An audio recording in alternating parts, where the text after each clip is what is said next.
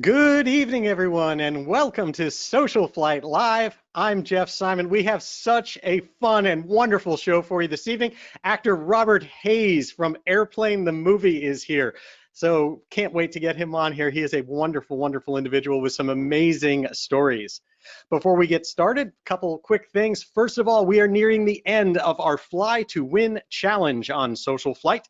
And so be sure to get out the free app for SocialFlight on your Apple or Android devices, and check out socialflight.com with tens of thousands of aviation events, destinations, and of course, great events that are online as well, like you have this evening with SocialFlight Live. All you need to do with that app is check in at your local airport or at any airport during your flying. Even one time will get you checked in and entered. And this current prize period, we are giving away a Lightspeed Zulu 3 headset. Be giving that away on the 1st of the year, so you still have time to get out there and compete to win that headset. In addition to that, Social Flight Live is now available on a podcast on your favorite service from Apple, Android devices, wherever you get your podcasts. Just do a search, one word, Social Flight. In addition to that, our learning series is available through the FAA in partnership with them for Wings credit, for AMT credit, and if you are a mechanic with an inspection authorization, your IA renewals can be done through SocialFlight. All of that is available. Just go there. You will see the icons for FAA credits, and it's an entire system. We are here to support General Aviation. That's the mission. That's why we're here. So just be sure to get out there and check that out. Tonight's broadcast is sponsored by Continental Aerospace Technologies. They are a strong supporter of SocialFlight, and I'd just like to thank them for everything that they do. I fly behind a Continental engine in our Bonanza, and in addition to that, we've always maintained it with Continental parts. And I will say that if you need any support, they have some of the best support in the industry. Continental is truly the thought leaders in aircraft maintenance when it comes to engines. Be sure to call them with any questions you have, even if you haven't bought anything from them in a while. So special thanks again to Continental. Now, tonight's guest, Robert Hayes, is best known for his role as pilot Ted Stryker in the classic movie Airplane. Since starring in the TV series Angie in the 1970s, he's been a household name and instantly recognizable face from television and movie roles in a decades-long career. Most recently, he hosted the A&E series Fasten Your Seatbelt. Kind of fun way to check things out as he tours all sorts of aircraft stories and things that are going on inside of airports in, let's just call it, challenging times. What you may not know is that he's also a pilot in real life with a family history in aviation, and the stories that are in both aviation and Hollywood alike that are just wonderful to listen to, and I cannot wait to have those shared with you. I am thrilled to call him a friend, and so glad that he could join us tonight here on Social Flight Live from his home in beautiful Oahu, Hawaii. Please help me welcome to Social Flight Live, I'll bring him on the line right now, Robert Hayes. That's not often that I hear from his beautiful home in Oahu. That sounds kind of neat.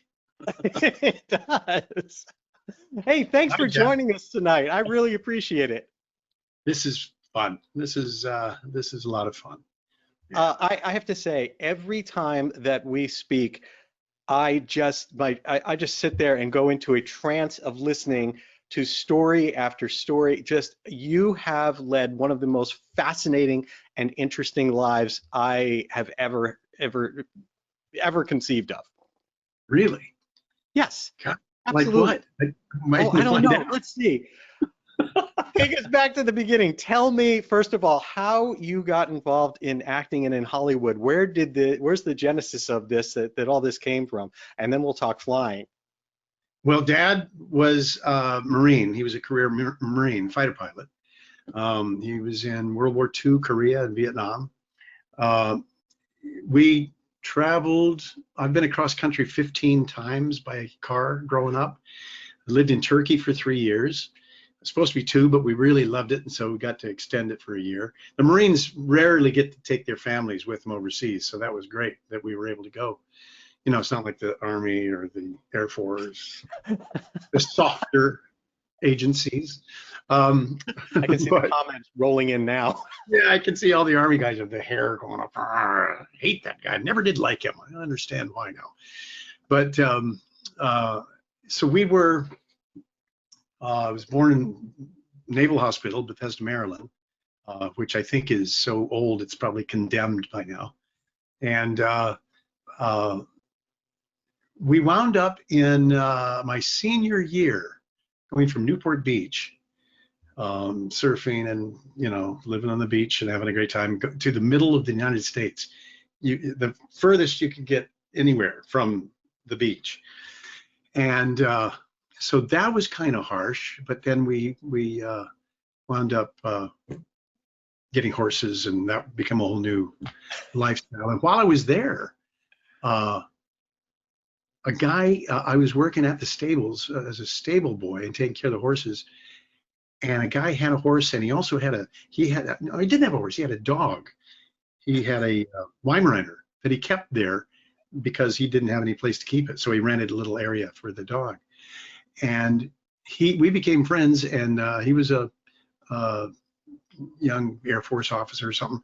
Took me up in his J3, his Piper J3, and that was my first small private plane flight ever. And so moved from there. How'd your dad feel about that? Yeah, he was a little upset that in the wintertime this guy's taking me up in a plane and he doesn't know the guy well enough to know who is he? Is he a good pilot? What's the aircraft like? And he likes to check stuff out.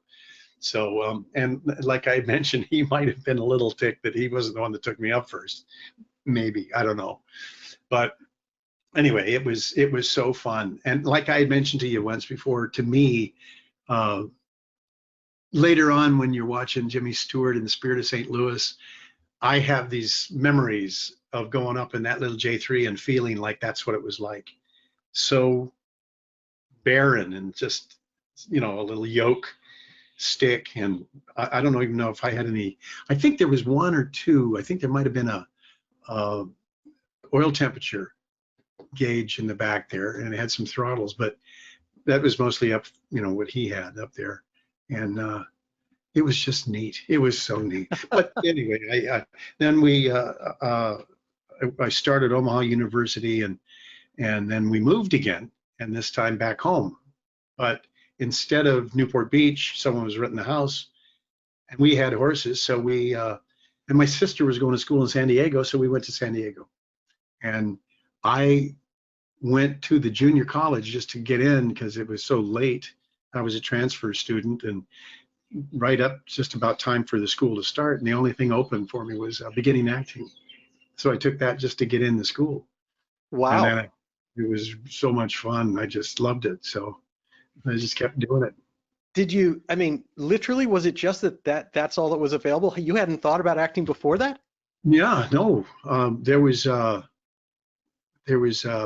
beginning track and field PE class. And I thought, I have enough credits. I found out I had enough credits. I didn't need to take that. And I thought, why do I want to go just run all the time? I'm too lazy for that. I don't want to do that. And I didn't have to. So I thought, okay, I don't want that. Never mind. I don't want that. I'd rather act like I'm running. Yeah. I want to go act. I want to learn how to make people think I'm running, but I'm not. But make people think I won that 1960 gold medal. It was 60 or 64 Olympics in Tokyo. Bob Hayes, 100-yard dash. He had more of a tan than I had, but it was so I used to carry that clipping around in my wallet, and I'd say, yeah, I was doing some stuff before I came over here to get in college. I was, I got it, here's a clipping, and they'd look at it and go, shoot, you got a gold medal? Yeah, it was, Bob Hayes. It says it right there. It's misspelled, has an E in it, but So tell me about the process. What was the first time you kind of got commercial, I guess, the opportunity to first break into the industry, as it were? I guess I had so much fun, and I just took to it like a duck to water kind of a thing. And it was a beginning acting class with Clark Myers, who I'm still friends with. It was his first class out of college to teach. And we ran short one day, and he had all this time left over. And he said, well, okay, what do you guys want to do? And they said, can we have Bob teach us dialects, accents? And I looked around like, what are you talking about? And they said, yeah, I mean, what, you've been doing this like for 7 years or something, right? And I thought, 7 years? Where do you get that number? What are you talking about? They thought that I'd been acting, since, I don't know, through elementary, high school, everything, and I'd never been in it before. I just loved it so much. I was having so much fun. And I used to love playing with British accents and, Irish and different accents and the different parts of the country where they're from and how they change a little and all that. So I guess they thought that I was so anyway, we just played with that for a while. But that was just heaven to get into it in a small, when you don't know what you're doing, get into it in a small college like that. Uh-huh. Work your way up to where you're kind of, you're kind of like getting a little bit of a reputation within the college that Uh-huh. if we want this part played well, we got to get him to do that role. Or this is a comedy and he's really nuts, so let's see if we can get him to do this. Because I guess I had a strange sense of humor even then. But then I went to the Old Globe Theater and auditioned, and I got a job there. And the Old Globe Theater is nationally known. It's a really, really nice theater. They've won some, off regional theater type Emmys, Tonys, and they're really highly respected. They got a Shakespeare festival every summer, and so that became my theater home. It's a 1/5 scale. I think it's about 1/5 scale of the actual 2,000 seat real Globe theaters, over 2,000 seats in the actual theater, and that's been recreated back in London now. But this is about 420 seats is what it was. And when they rebuilt it after a fire, somebody, park ranger, I believe it was, a woman that was a little angry, and she started a fire in there, and so it burned a chunk of it. They had to remodel it. So it's a little bit bigger, maybe 450 or 500, something like that. But it's so intimate. It is so wonderful to play at that size theater with an audience that you feel like you can talk to everybody. I've seen shows in 3,000 seat theaters, and it was like, where's my Mount Palomar telescope? I got to see who's on the stage. I don't even know who's talking. Is it a woman's voice or a man's voice? Can you tell? It's so huge, and that's like a factory. That's just, I don't know. I've seen shows, I've never done it, so I can't imagine doing that. Is that where you first started to get kind of discovered for commercial success? Like, what brought you into television and got you to the point that you got Angie and then Airplane? I had friends. I never wanted to go. I just thought, no, theater's the real thing. I didn't want to go do that commercialized TV junk and films, movies. I don't know, some movies I suppose that could be good, but the theater is really the purest form of it all. And so that's a very silly kind of an attitude to have, but that's one phase you go through.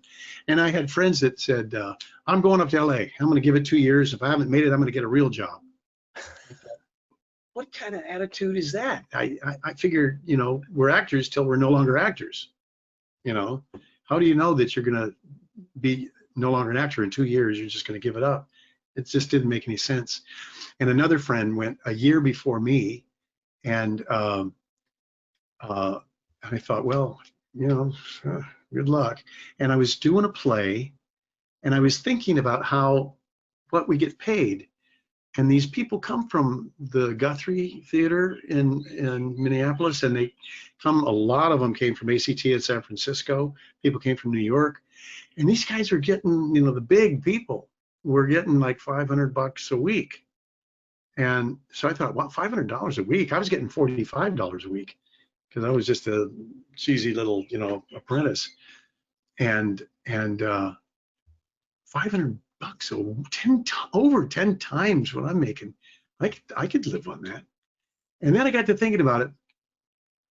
if I went up and got into a TV series, and you kind of have to put up with that, but if you do that, and if it just gets a little bit successful, you could go do regional theater and get $5,000 a week. Okay, so now it's starting to make a little more sense. And so then I kind of, got ready. A buddy of mine and I pooled our meager pennies together, and we moved up and got an apartment in Hollywood. And I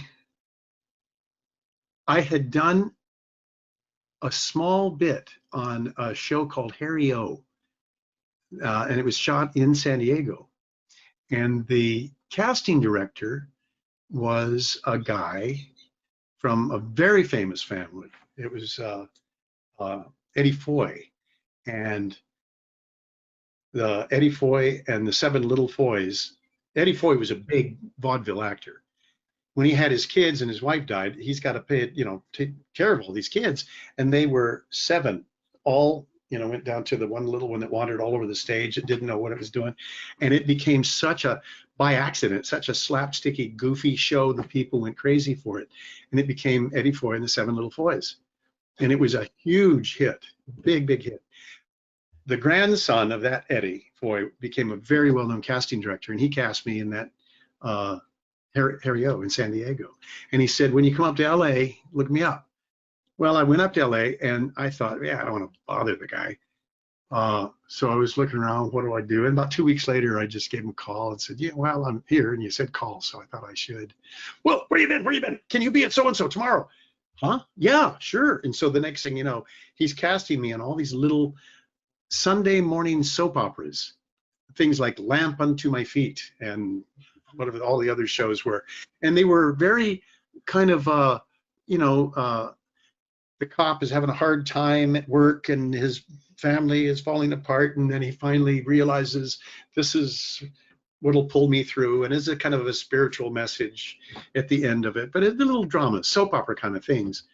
And so those were wonderful. So he kept casting me in those, and then he suggested I see this friend of his that he knew that was just breaking off and becoming an agent on his own, been with another agency. And so I went and saw him, and he said, yeah, sign up. So I was his first new client with his agency, outside of a couple that he brought with him. And then that's what started it. Just from there, I was lucky. Just a normal, plain, dopey looking guy, and they seemed to want to cast me. So that was good. How did do you remember getting cast on Airplane? How did Airplane start for you? Yeah, I do, actually. I was doing a show called Angie at the time at Paramount, the same studio. And my agent, that I had gotten through Eddie, this is about 4 years later, I guess. He had a new agent named Beth Voicu that had just come into his office. And she had worked with Howard Koch, who was the exec producer and had the former head of production at Paramount. He was the president of Paramount before, when he quit that, and then kept his production company in Paramount. And they told him, we want you to be with these guys and shepherd them through the studios, because this is their first film to direct. So she called Howard up, and by the way, they'd been to New York and Dallas, Chicago, Seattle, Minneapolis, San Francisco. They've been everywhere, all over LA, looking for Ted and Elaine, and they couldn't find them. And really? Yeah, so the studios didn't get it. They wanted them to go to Saturday Night Live and get the comedians and those whoever. Mm-hmm. Somebody was funny, and they said, no, you don't get it. They wanted serious people like Bob Stack and Elliot Ness. They wanted all that kind of a serious thing going on. So she said, I got your Ted Stryker. And he said, well, bring him over. So I went over there. We met. I met the 3 boys and Howard. And we all liked each other. We all really got along. And then they wanted me to read, and they liked my reading. And then they wanted me to screen test. And they put me with Julie, because she'd walked in, and she is so amazing. And they just thought, as soon as she opened her mouth, started talking, they thought, oh my God, we've got her. We found her. And then they said, this looks like this might be the guy. Let's put them together. And they put us together. We screen tested, and then that was it. And the funny thing was they came over to the other side of the studio lot, Paramount, and we were doing Angie. And they came backstage, and I was off waiting for the next scene. And we got in the back behind the psych, the big curtain that's up against the wall that they hang, whatever scenery on. And they said, well, that's it. You're the one. We want you. And I said, really? Yeah. And so it was like the four of us jumping around like goofballs, just go, oh, cool, cool. Oh, howdy. And being very silly and, and then they said, okay, well, they were calling for me. I said, I guess I better go. Okay. And they left. And Jim Abrams told me that as they're walking away, he said, we ought to look at this show that he's doing. I mean, we've just got him now. So we ought to take a look and see what he's like, on the show. And they watched an episode of Angie, which is a sitcom, totally different thing. And they said, oh, crap, what have we done? But then they didn't realize that that's all. You got a live audience and you got the television audience. You're playing to two different things. Screwy lighting that's, you would normally have one shadow, right? And you've got like 5 shadows all over. I mean, it's just a real bastardized way of doing stuff. But the whole thing's about the yucks, keep it moving and all the yucks.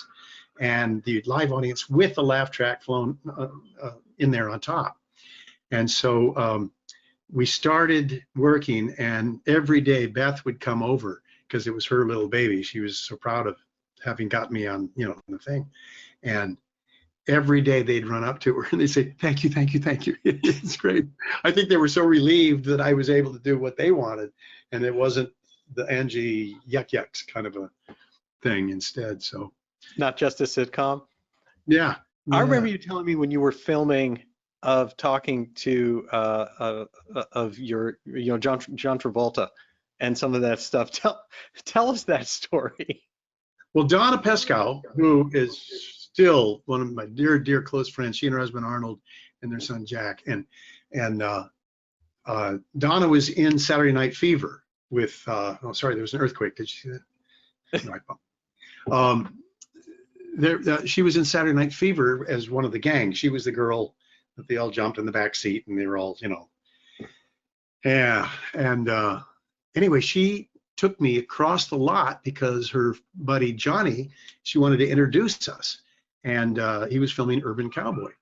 So we met, and he was great, and so we're talking, and then he heard about the movie Airplane because it was in Variety, the trade newspaper, the Hollywood Reporter and the Variety are the two things. And Army Archer, the biggest columnist in the industry, had his column right inside the inside front page. And every day he was doing that goofy film Airplane, there's another scene. And he was describing these scenes, all these jokes, all the things that were going on. And that was one of the highly rated and read articles, apparently, in the trades during the time that we were making it.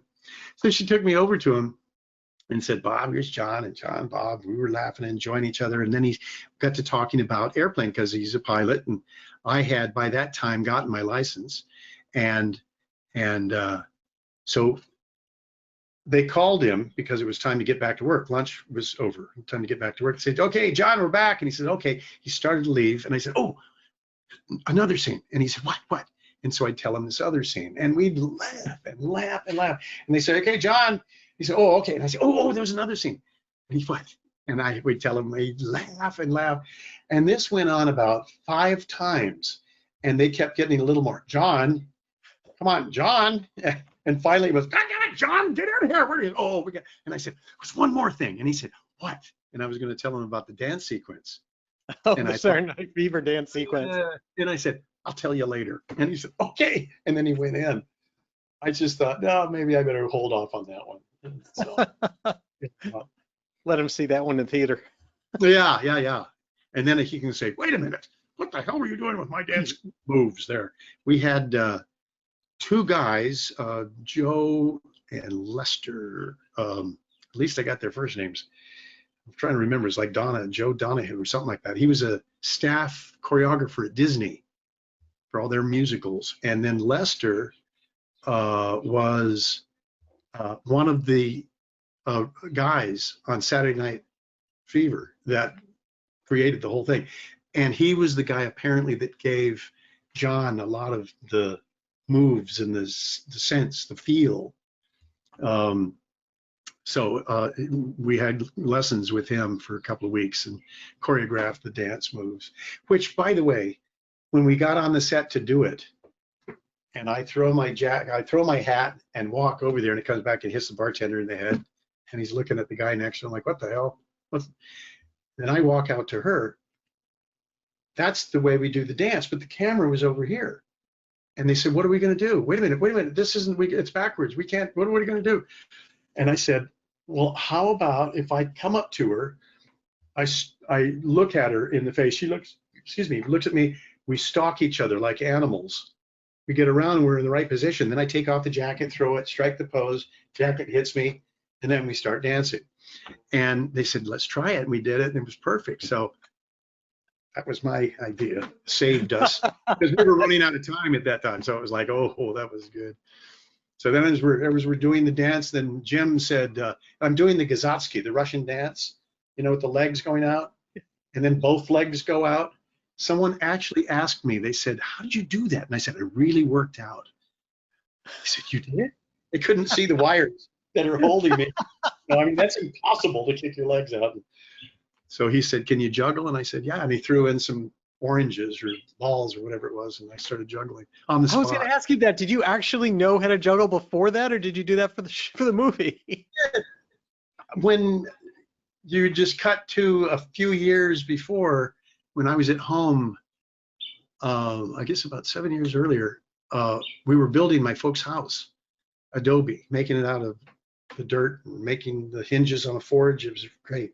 And when we glazed the windows in, I was sitting there one day with the glazing compound, and I made little balls about like a ping pong ball. And they were so sticky, I rolled them in the dirt. And then I had 3 balls. So I thought, how do you juggle? And I had 2 in one hand and 1 in the other. And I threw it up, and I caught it. And I said, well, now how would you throw this one? So then I realized you have to throw it up as you're coming up to catch that one, which releases it, and it goes up, and do the same with this. So I just kept trying to do it until I could finally juggle, and that was how I did it. So basically you taught yourself, and then it came in the movie. Yes. They said, you happen to know how to juggle. Of course, I've been waiting for this role my whole life. I thought you'd never ask. Yeah. Can you juggle? That's when I would turn to the camera and go. So you're filming this movie. You're with Leslie Nielsen, Lloyd Bridges, Peter Graves, Robert Stack, all these amazing people. What was it all scripted? Was any of it improvised? I mean, I can only imagine what it was like on set. Please tell us. That took about 5 years for them being rejected, going back and rewriting, rejected, rewriting, and tightening it up. And it was so tight. It was word for word. But there were just a couple of exceptions. One was Johnny. They had a group called Kentucky Fried Theater down on Pico Boulevard, and one of the people in the group was Steve Stucker that played Johnny, the raging, flamboyant gay that played the piano. He'd play people as they came in, he'd play the audience in and then play them out at the end of it. It was just very crazy. And they knew that's who he was going to play. And so they would call up and say, hey, Stephen, what would Johnny say here? Oh, I can make a hat, I'd make a brooch, it's like a big Tylenol, So those were his lines. And then Al White and Norm Gans were the 2 black guys, the black dudes is the way they're listed. And they came up and said, do you mind if we change this a little bit? And we've been working on a little, some lines. And they said, please, we're 3 white Jewish guys from Milwaukee. We don't know any black jive. They had written in the script, she mofo, she mofo, she mofo. That's all it said. And so they came up with what Al told me was there was a dictionary of black jive, basically. Their own language. Yeah, and they found it, and then they started doing, and slap some lemon, slapping off griddle, and you know, all the whatever they were saying. And then they taught Barbara Billingsley, and it was great. They came up to me. Jim said, "We're running short. We got to have this speech when I'm boring people to death, right?" And he said, we're running a little short. We need a little longer, so tomorrow. So write something." And I thought, write something? I'm not a writer. Write something. And I thought, oh, geez, okay, calm down, calm down. You got to bore people to death. You can be boring. Yeah, okay, come on. And so that I just wrote a whole bunch of stuff. I mean, just went on and on. And it was with Jesse, the guy with the turban that, you know, was going to light himself on fire. The Jeep with the broke the axle, of course, you know, all that stuff. It was just rambling on and on and on. And then the other one was the other wasn't Ari Kiri. Anyway, there's a couple of those. So other than that, it was word for word. I mean, It was so tight, and the jokes depended on it. You know, like people come up to me all the time and they say, "Oh, well, surely you're not serious." And they'll say, "Well, surely you mustn't be serious." And I say, "Well, yeah, it's close." But I mean, they say so many, "Yeah, I'm certainly not serious." And I say, "Yeah, you see him? Are you listen for a second? You hear where it's missing something there?" But I play with them, and they're all having a lot of fun. So they have so much fun with that. But so I mean, it's a two-part joke. They say, "Yeah, what was that Leslie line? Surely you can't be serious." I say, "Well, no, actually, that's my line. Leslie was, 'I am serious, don't call me Shirley.'" "Oh, really? Yeah. Oh, yeah. Oh." So it's a two-parter. Needs the setup. Otherwise, it doesn't make sense. Did you have a sense during filming of how kind of the staying power, how big the film would eventually become, or what kind of a, I hate to hesitate to say cult classic because it's way bigger than that. Well, that's what I thought. Maybe, you know, this has a chance, maybe, to be a cult classic, like on a college campus or something. That'd be pretty cool. You know, I mean, that's pretty neat. And then word was coming back from the screening room, the daily, when they'd show dailies to the studio execs. And a lot of times I heard of, you know, they'll say, the secretary, "Yeah, just tell them I can't be there. I gotta brush my teeth," or, you know, something. They had to run the dailies sometimes 4 times over and over again, 4 times to get everybody in. Everyone wanted to get in to see them because it was so funny, so goofy. So when that started happening, everybody kind of started, you know, just getting quiet, not talking about it, changing the subject. And I remember we're all standing around talking about something like, could have been the boys talking about Green Bay, or we were talking about the Rams or the Dodgers maybe, or something. And this one young guy was an extra, and he come bouncing up right into the joints, right into the group, says, "Hey, what about this? Huh? I hear this thing could really be a huge blockbuster." We all just turned and walked away. Just want to put the kibosh on it. No hex on this. And the guy's standing like, "God, what did I say? What did I say?" So yeah, it started feeling like it could be something, but the more it did that, the more you didn't think about it at all, the more you did not even want to. Right. And then I had a friend call up and say, "I just saw a trailer for the movie." I said, "Really?" He said, "Yeah, it's in the theater. I just saw it. God, man, that's funny. Those are all the jokes, right?" And I said, "No." Oh. No. So it was so fun. It was so fun. I went to an opening. Well, it was like when it first started. It wasn't any big opening. It was just when it first started at the Bruin. It was the Village or the Bruin in UCLA, and in Westwood there. And I went in with my girlfriend, Terry. We walked in, and we were sitting with 2 of the an exec from Paramount and his friend.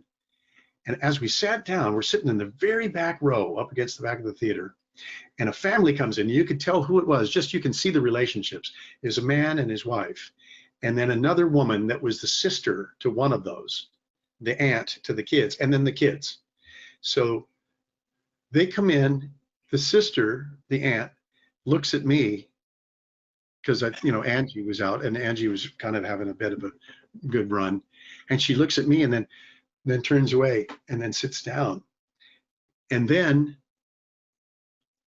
the show starts, and there I am in the taxi, and I pull up with Howard Jarvis, who is a big California, well known in California for Proposition 13, freezing the rents, the rent control thing.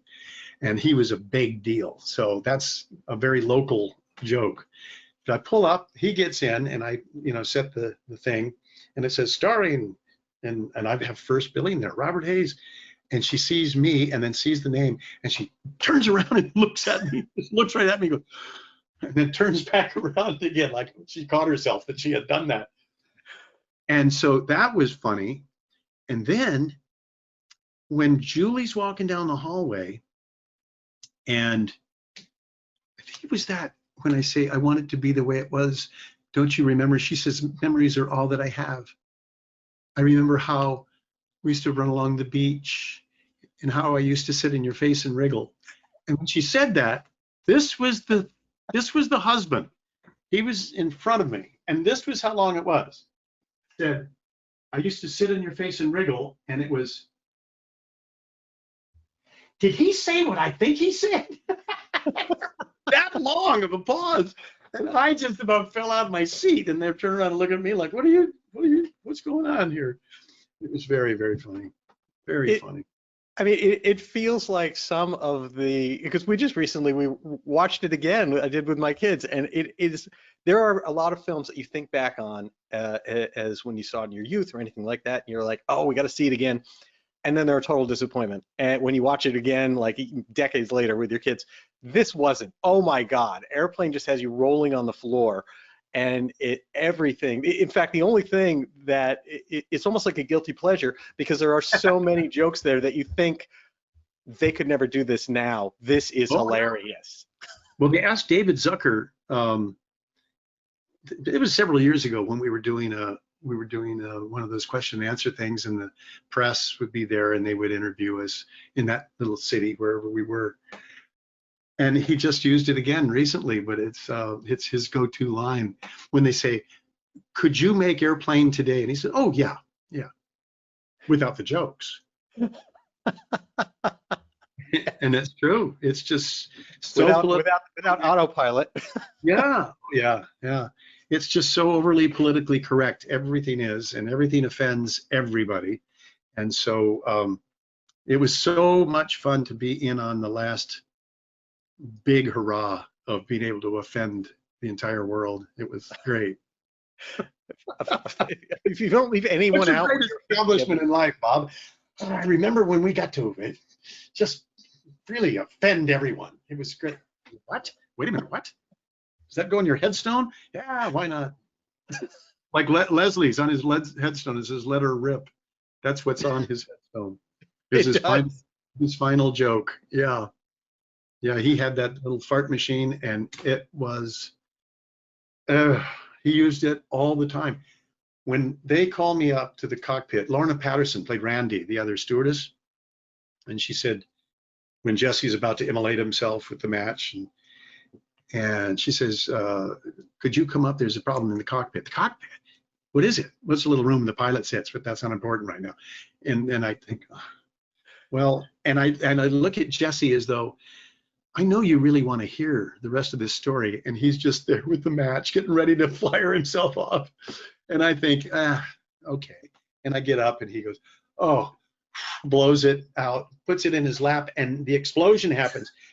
But you never hear anything else about it. There's no hole in the plane. It's like no one else outside of his little tiny universe knew that it exploded and that he was gone.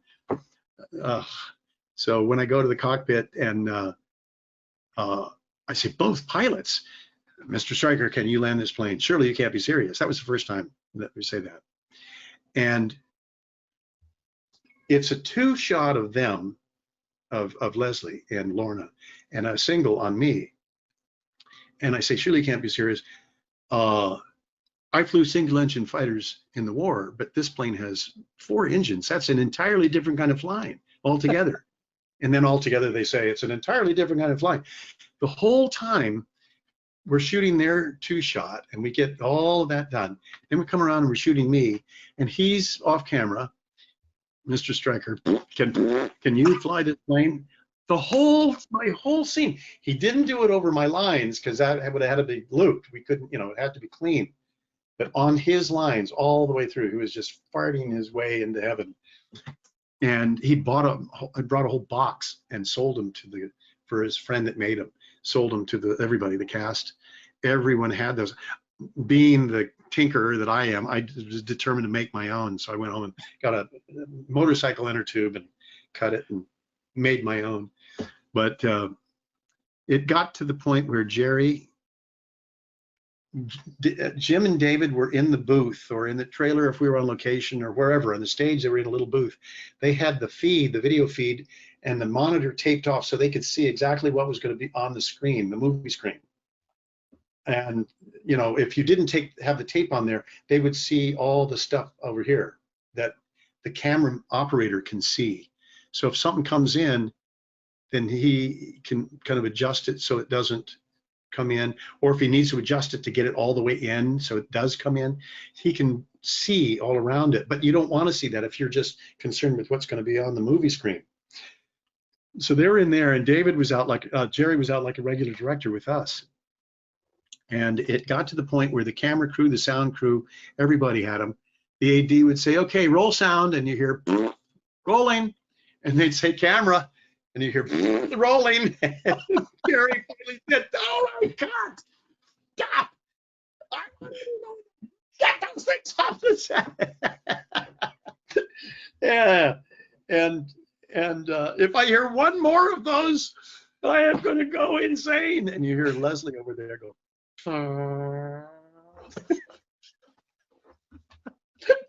yeah, and everyone had tears in their eyes, but they did get rid of them, and they gave them back to everybody afterwards. But oh my God, it was every interview you would see him on the Tonight Show or the Good Day LA or the morning shows in New York, NBC, and all of those things.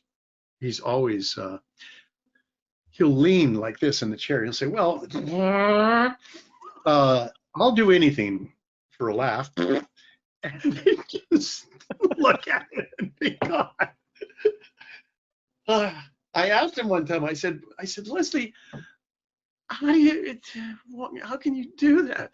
And he said, with that big sonorous voice of his, and he says, I've gotten to this point in my life where I don't give a shit. That was his answer.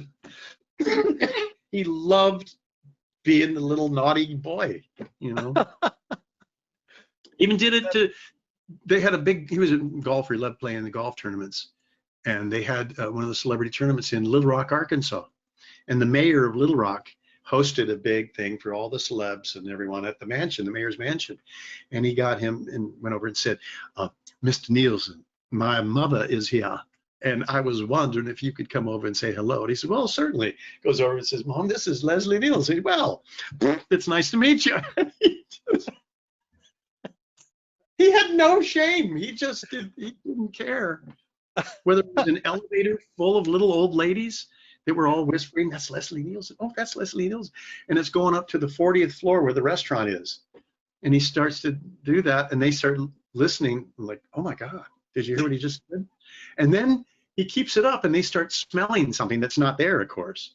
And then he really lets loose with a big barrage, and they all reach over and start pushing the next floor to get off. I mean, just awful. He was just awful. And that's amazing. And people could not help it but just laugh. Yeah. What about, I mean, God, there's so many amazing and hilarious folks. So, do you have memories of Lloyd Bridges on there, or some of the other? Wonderful. And Bob Stack, I had done a show with him before, Most Wanted, I think. We'd come up with that name. And I had guested on his show, and he was just one of the neatest guys I ever met. He was really fun, really neat. We were rehearsing in one of the little dance rehearsal studios on the set over to, separate from the soundstage. with Julie and me in the cockpit. They had a little tape and some chairs, and then they had tape on the floor where the tower was. And so Lloyd and Bob were up there. So when we were doing the stuff, talking to each other, you know, we wouldn't necessarily be on the set. So let's rehearse it so you know the tempo and everything. I was there. I loved going there. I just was there for everything. And Lloyd, this was early on, and Lloyd was really, I could see him just kind of going, Jesus, he was just, something was bugging him. And he said, what are we doing? I mean, what are we doing? He was trying to figure it out. You know, what is it that you want? What is it that you're looking for? What do you want? And Bob Stack, who really had it together, he was the first person they had in mind. They wanted it for that role. And he was so, they were happy when he wanted to do it. But he just said, oh, with that Bob Stack voice, he said, oh, come on, Lloyd, they just want us to be us. And Lloyd kind of went, oh, geez, us. And then he started thinking about that, and then it clicked, and then he started having so much fun too. So it was just, and Peter Graves read the script and threw it across the room. He said, that is the biggest piece of trash I've ever read in my life. And his daughter said, Dad, there's supposed to really be a funny show. They've got a lot of people are talking about it, you know. And his agent said, come on, Peter, read it again, would you please? There's a lot of hype going on about this show.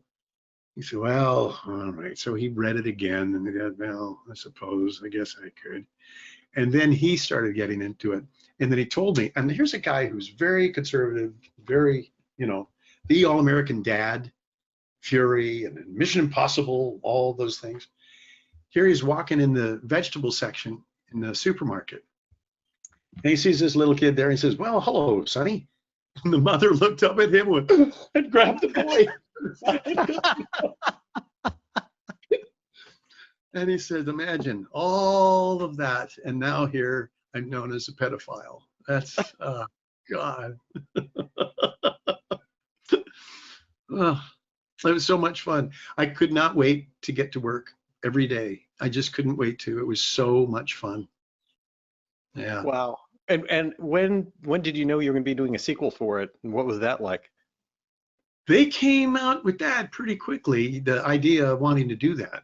And the boys didn't want to do it. They'd done it, and they didn't want to just rehash the same stuff. And they were off doing the Naked Gun movies and their series, which was a very funny series ahead of its time. Oh boy, you know, I went blank on that. But so they were doing all of those things, and Jerry was off getting ready to do Ghost, which is very, you know, drama comedy thing, you know, with Patrick Swayze and Whoopi and all of them. And so they were moving on. I think they still had a piece of it because they had created it, you know, so they had a creator. So I hope so. But so they got oh boy, I wasn't even thinking about this. He's a wonderful guy. He's Canadian. He was a comedian, comedy writer, and they wanted the writer-director theme to keep going. So they wanted someone that could write the script and to direct it. And so that's how they came up with it. I'll have it in a second. I'll get his name. Just kind of went out of there. Well, it almost became this amazing who's who of the next, almost like the next group with William Shatner and Raymond Burr and all, like almost like who didn't want to get in on it at that point. Yeah. Oh man. My son, he's 30, just about to be 32 now. He was a little guy, but when he saw both movies, the scene that stuck out to him, his favorite scene of any of the films, was Shatner and oh boy, Richard Gouland, I think. He came up to the door, and he turns the button, and the little screen comes on, and it's Shatner.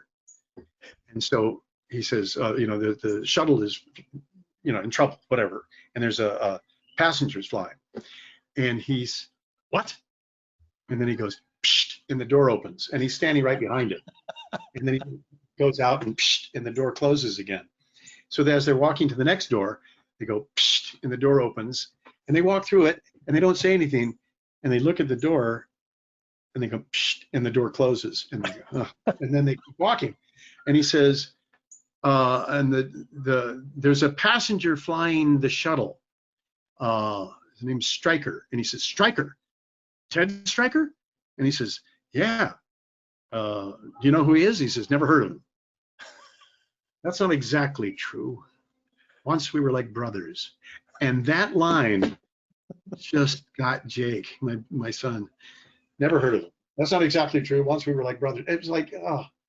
And you never know. You never know what people are going to like. I was in San Francisco. I stopped at the airport rental to get my car rental up at San Francisco airport one time. And the girl was looking at me and kind of sideways. And then she finally said, are you Robert Hayes that was in Airplane? And I said, yeah. And she said, oh my God, I love that movie. My favorite scene is when all the luggage is waiting and the people come down the conveyor belt.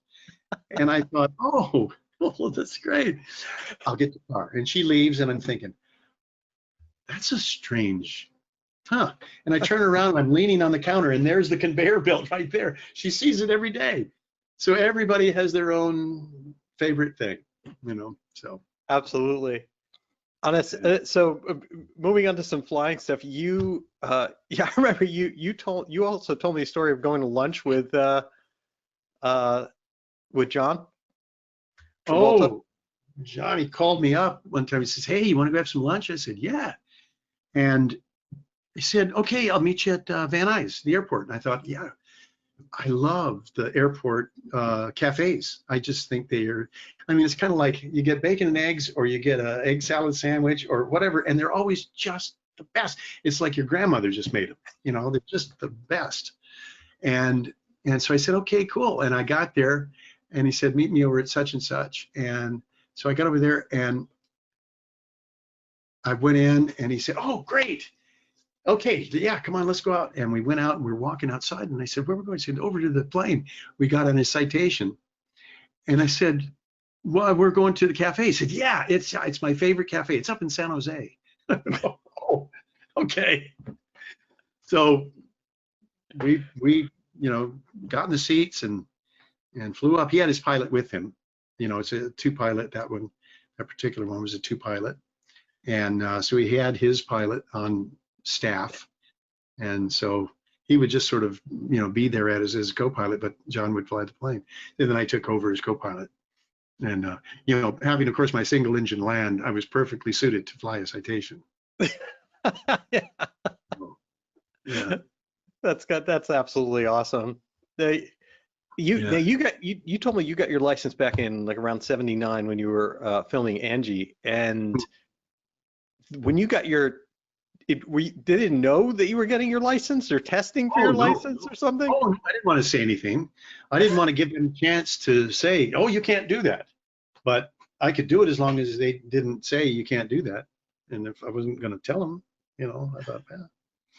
So and something happened during your exam, or at least it almost didn't make it back. No, it ran a little long. I studied at Skyroamers at Burbank, at the Burbank Airport, and Bill Vogel was my instructor, and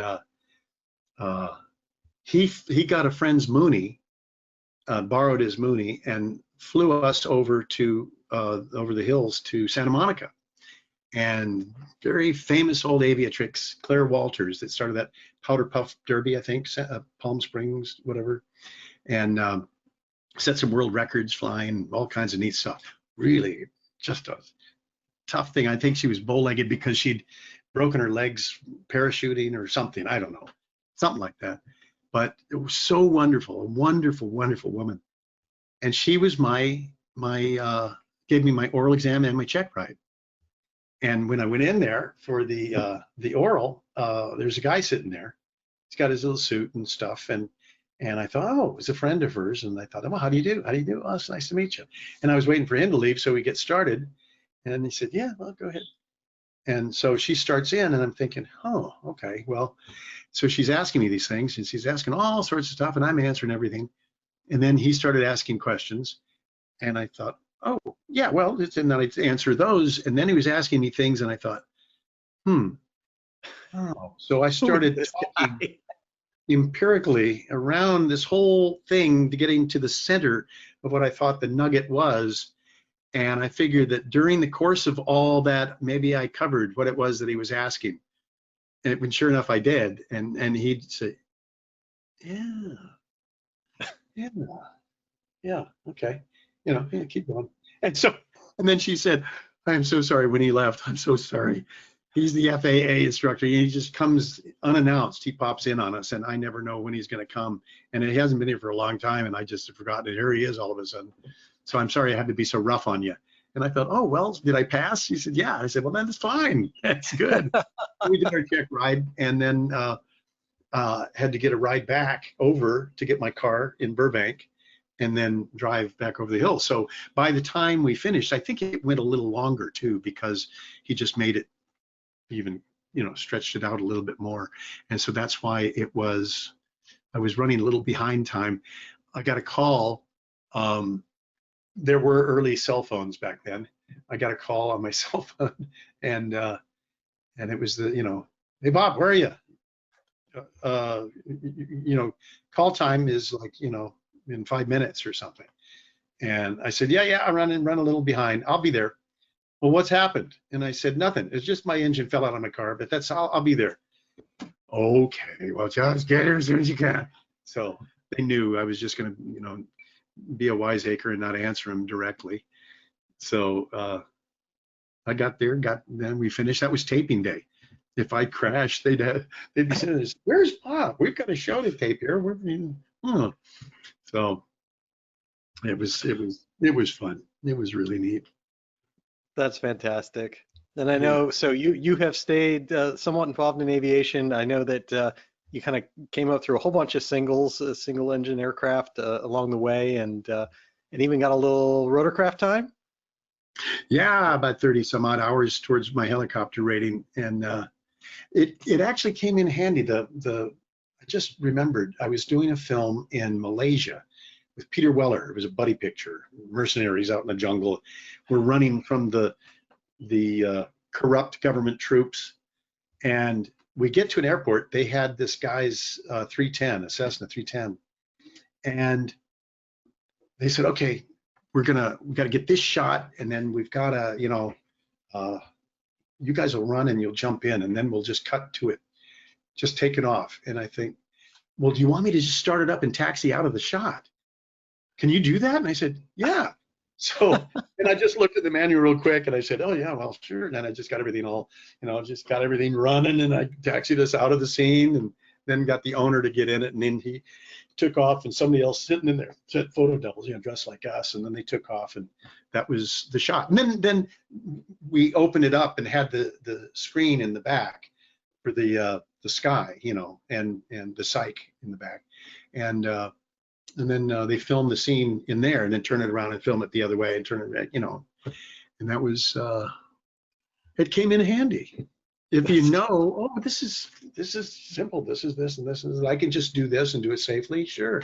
So it actually came in handy. My license did. That's awesome. Well, I Yeah. love the fact that it all comes full circle, and that not only are you Ted Stryker, the pilot to so many around the world, but a real pilot as well, and that's just awesome. Well, the helicopter, my dad, of course, was a fighter pilot, and one of his buddies left and went over to helicopters, and he ran into him, and he said, Frank, what the hell is this? We're the cream of the crop. We're the fighter pilots here. I mean, what do you like that? And he looks around and says, John, can I be honest with you? And he says, oh, well, yeah, I want you to be honest with me. He says, it's the most fun I've ever had with my pants on. He said, really? So he goes out and he gets this young lieutenant, and your dad's a bird colonel. And so, says, Lieutenant, Yes, sir. He says, I want to see what this is all about. So he said, yes, sir. So he takes him out to a 2-acre square field. And this is Dad telling me this story. And he takes him out to this 2-acre square field, and he lifts it up off the ground into a hover. And he says, okay, sir, you got your rudder pedals. They went over that and the psych and everything. He says, I've got all this.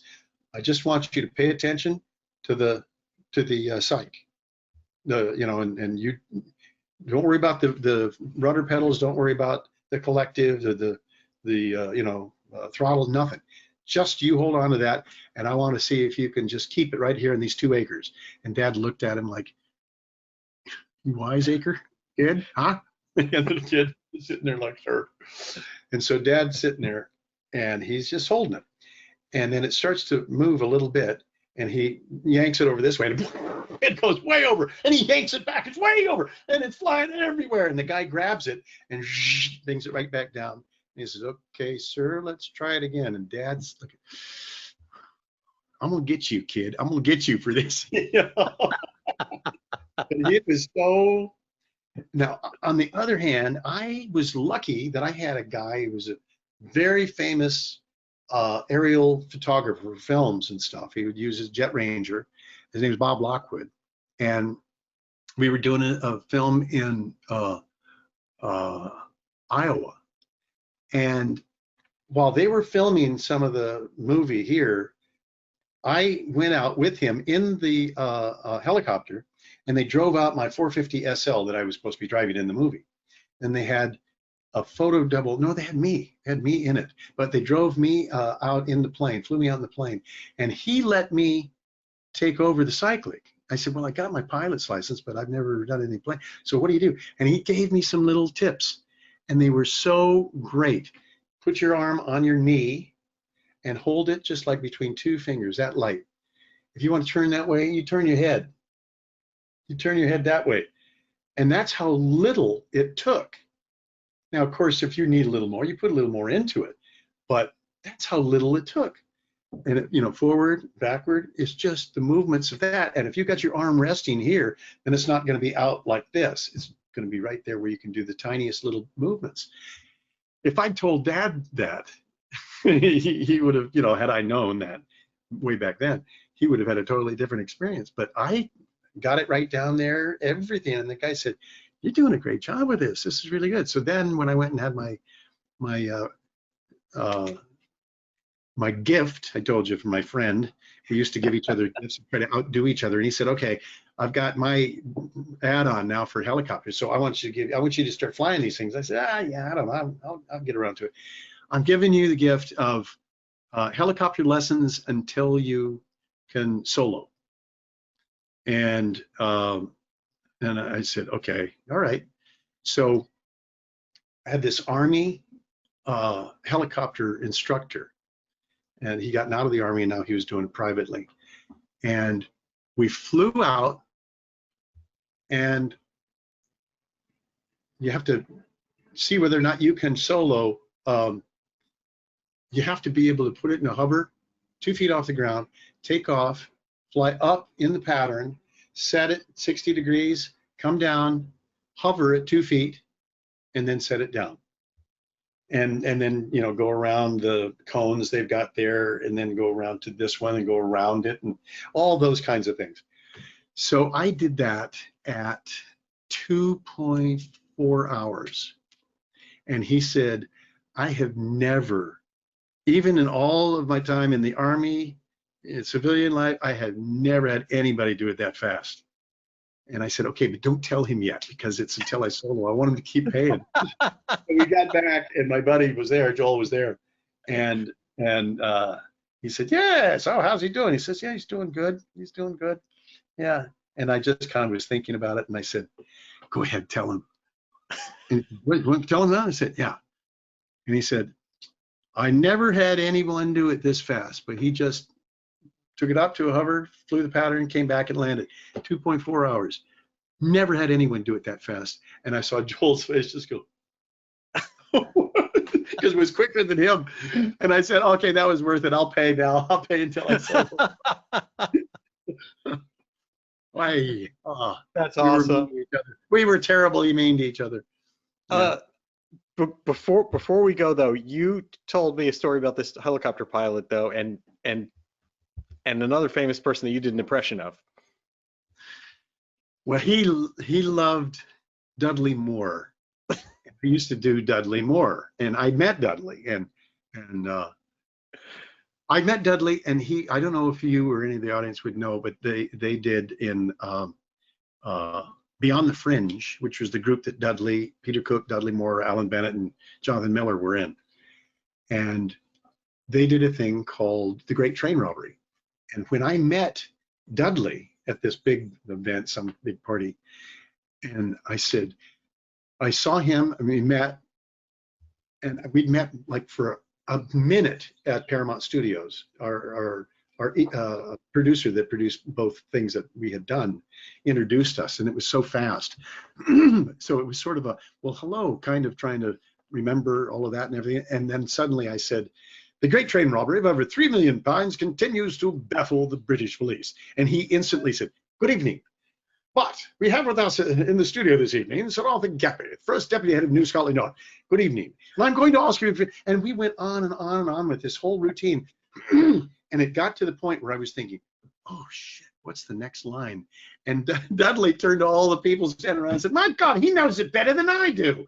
And I thought, oh. So that was my relationship with Dudley. We'd see each other and we'd say hello and have fun. And you in person, you used to do an impression of him, right? Because he had a car. God, I don't know if I could do it. By the way, oh, fuck, I don't know. You know, it was all that kind of thing, you know. And my instructor loved Dudley, and I would start doing Dudley over the earphones, and he would just start cracking up. So we were out doing a training, and then we come back. We're going along the. There was this big, the LA River Canal, and we'd call in when we're coming down the canal. You know, for left hand into Van Nuys, where we were going, the helicopter pad area. And so I've got the collective, and there was no governor on this, so it was a collective and the throttle over here. Had the cyclic here, had my feet on the pedals, and he's on the radio. He's doing all the radio work. And I said, oh, God, I don't know if I could, oh, God, oh, geez. And he starts laughing so hard that he couldn't, we're at the reservoir. And I said, click. And I said, reservoir coming down for us, you know, and I called it in. And he's just over there just shaking, laughing. We land, we go in, we're doing the debriefing. And I said, okay, well, I'll see you tomorrow. And he said, okay. And I got up, I walked out, and I got in the car. It was parked right outside the little office there. And I pulled out, and on this expansive acres of concrete, and the planes are parked further away, so it's several acres open. It's like a desert of concrete. Here is, at that time, the largest motorhome I've ever seen in my life. Massive. And out of this big door comes a little guy with a tiny little dog, and it's Dudley. And I stopped and I said, hey, Dudley. I said, what are you doing here? And he looked at how ridiculous it was because there's no grass. There's one crack with a little blade of grass about that big. And he looks around and he says, I thought I'd take the dog out for a shit. It just was so, and we both laughed. And then we talked a little while and I said, well, it's great to see you. You take care, see you later. And I pulled down a little ways, called my instructor up and I said, I want you to set the phone down. Don't hang up. I want you to set the phone down, walk out the office, take a right, turn right at the corner, look, then come back and tell me what you see. He said, what? I said, just put it down, do that. So he puts it down, he goes out. I can hear running back in, and he said, that's Dudley Moore. And I said, you're welcome. And I hung up the phone. Oh man. Oh man. He ran me through the ringer though, that guy did. Maybe because of that. I don't know. It got him. Well, Bob, thank you so much for taking so much of your time today, this evening, out of this beautiful environment that you're living in out there to join us here on SocialFlight Live. Well, it's so much fun. I mean, I mean, we could go on forever because people have talked to me about that movie and how much they love that film, and just talking about what people talk about, and plus our little stories behind. It's just so much fun because, like I said, I smiled every day just the thought of it when I was driving to work because it was so much fun to be there, and it's always fun to relive it. And it's fun talking with you because you're such a great guy. So, but you told me you were going to give me the link so I could watch Treat Williams. I want to see. I think we can hook you up with that. I bet it's good. I've always heard he's such a good pilot. He's a good pilot. Well, I hope we'll get you back here on the show to talk about a few more stories, and I can tell everyone out there, oh my God, there are so many stories. There's way more than we could get in, even if we ran over time as we did. Please come back. You are just one of my favorite human beings on the planet, and I really do appreciate it. My new best friend, thank you. I appreciate it. It's been a lot of fun, and I would love to come back. Absolutely, thank you. And you have a wonderful evening. You too. All right, good night, Bob. Bye-bye. And to all of you, thank you so much for taking time out of your evening to join us here on SocialFlight Live. One last thing to show you, we have a few days left where we're doing our promotion of our SocialFlight T51 Mustang Globe. You can see a picture of it here. This is available for $99.99 delivered to your door, and it supports SocialFlight. It's our fundraiser. Help support SocialFlight with this gorgeous 3D globe in laser that is there, can be put on your desk, lights up, and everything. Really fun thing. All you need to do is send an email to info@socialflight.com. That's info, I-N-F-O, @socialflight.com. I'll send you a link. If we have some of them left, you will be able to get one of these globes. Until next time, we are back on Tuesday, January 3rd at 8 p.m. Eastern Time with Blue Angels Commander Greg Woldridge. This is a gentleman you absolutely need to hear from. He is an amazing human being who led the team through some very challenging times, and is just has leadership skills that are comparable. There's just no one at that level. It's really amazing. And so again, that's Tuesday, January 3rd. On Tuesday, the 10th, we are off on vacation that week, so won't be here for the show. You have a week off, but we will be back on January 17th, that Tuesday, with our good friend Corky Fornoff back, because he has a slew of stories with great things, including some lessons having to do with flying. So be sure again to join us here again on SocialFlight Live. Until next time, thank you so much for joining us, and I wish all of you blue skies.